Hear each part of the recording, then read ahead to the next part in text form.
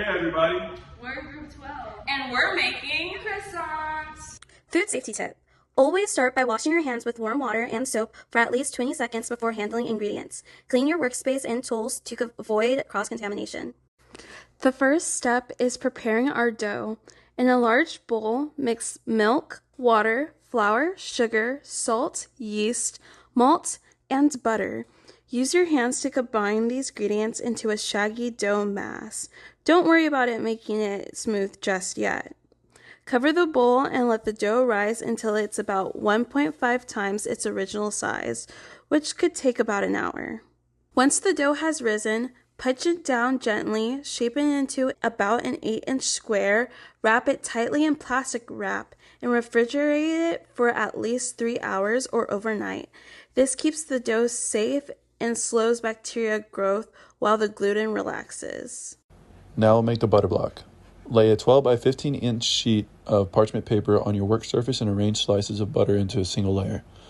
Fold the edges of the parchment over to form a packet. Flip it over and press with a rolling pin until smooth and even. Keep the butter refrigerated until just before use. If the butter sits out too long, harmful bacteria can grow.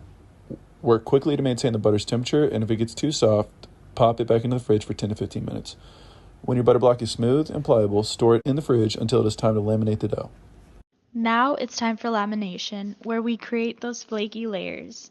Roll out the chilled dough into a rectangle, place the butter block on one half, and fold the other half over it. Seal the edges to trap the butter. Food safety tip. Maintain the butter and dough at similar temperatures to prevent melting, which could lead to contamination. If you feel the butter softening too much, stop and refrigerate the dough for 20 minutes before continuing.